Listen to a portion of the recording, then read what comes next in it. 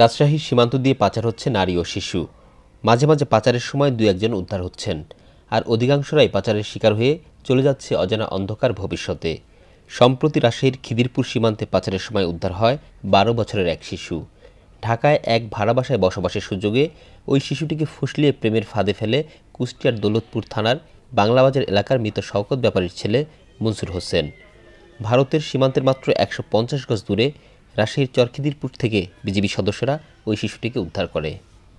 আনুমানিক বাংলাদেশের ১৫০ গজ ভিতরে পিলারের উত্তর দিকে কি মুকশেদ মোল্লার বাড়িতে অবস্থান করছে। তখন এলাকার গণ্যমান্য ব্যক্তি বর্গকে সাথে নিয়ে যে বাড়িটি আমরা ঘেরাও করি। ঘেরাও করে ওই মেয়েটিকে আমরা উদ্ধার করি। মনসুরের ঘরে আছে আগের এক স্ত্রী, পাচারের শিকার ওই শিশুর বয়সী এক কন্যা ও পুত্র সন্তান। তারপরও বিয়ের প্রলোভন দিয়ে একটি নকল কাবিননামা বানিয়ে শিশুটিকে ঢাকা থেকে ভারতের সীমান্তে নিয়ে আসে মনসুর হোসেন।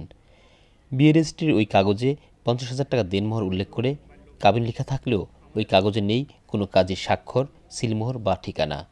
আর বরকনে ও সাক্ষীর স্বাক্ষরের কাছে দেখা গেল একই হাতের দেয়া বিভিন্ন জনের স্বাক্ষর। আমরা তো মূর্খ মানুষ, আমরা তো জানি না যে নকল না আসো।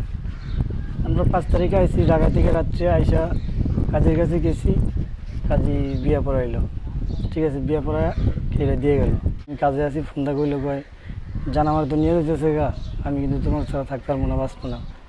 ঠিক আছে, আহো তুমি। আমি গেলাম, আমি তো তোমার নিয়ে গেলেই ফাইসা যাইগা, ছোটো ছোটো কইয়া। তো এটা তো সম্ভব না, কয় নাইলে আমি কিন্তু আত্মহত্যা করবো, নাইলে গলা যেমন। ঠিক আছে, তো গেলাম, গিয়ে নিয়ে এলাম। আপনি ইন্ডিয়া নিয়ে যাচ্ছিলেন কেন? না স্যার, ইন্ডিয়া নিয়ে যাবো কেন? ইন্ডিয়া আমরা বেড়াইতে গেছি, বেড়াইতে গেছি। তারপরও বিজিবি সদস্যদের হাতে উদ্ধারের পর মনসুরের শিখিয়ে দেওয়া কথাগুলোই তোতা পাখির মতো বলে কথিতবার মনসুরের সাফাই গিয়ে যায় পাচারের শিকার শিশুটি। হ্যাঁ, এরপর আমি বেশি আমার বাপ মা যদি বিয়া দিয়ে দেয়, এবার আমি তুমি আমরা নিয়ে চলে যাই, প্রায় নিতে চাই না, আমি জোর করে নিয়েছি। এরপরে বলতেছে তুমি তো ছোট, আমি আইনের কাছে ইগুমো। তারপরে আমি বলছি তুমি চলো, আমি বুঝবো। এরপরে বিয়েতে রাজি হয় না, আমি অনেক জোর করে আর কি বিয়েতে রাজি করাইলাম।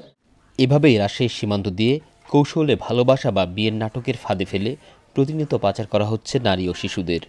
এসব পাচার প্রতিরোধে জনপ্রতিনিধি ও বিজিবি সদস্যরা একযোগে কাজ করছে বলে জানালেন সীমান্তের এই নারী ইউপি সদস্য। বাংলাদেশ থেকে ভারতে এইভাবেই পাচার হয়, বুঝছেন? এভাবে পাচার হয় বেশ কয়েকবার, মানে যাইতেই থাকে পাচার। তো এবার ধরেন আটকা পড়ে গেছি, তারপর ওদেরকে জিজ্ঞাসাবাদ করছি, তখন ওরা বলছে আমাদের বিয়ে হয়েছে। তারপর একটা ভুয়া কাগজ দেখাচ্ছে, ওটা কাবিননামা না, তো এটা একটা ভুয়া কাগজ। আমরা সব দেখলাম, তদন্ত করে আমরা ভূমিকা নিচ্ছি যে এটা বন্ধ হোক, শিশু পাচার যেন না হয়, বুঝছেন? এটা আমরা যথেষ্ট মানে ইয়া করছি, তদন্ত করছি, সতর্ক করছি।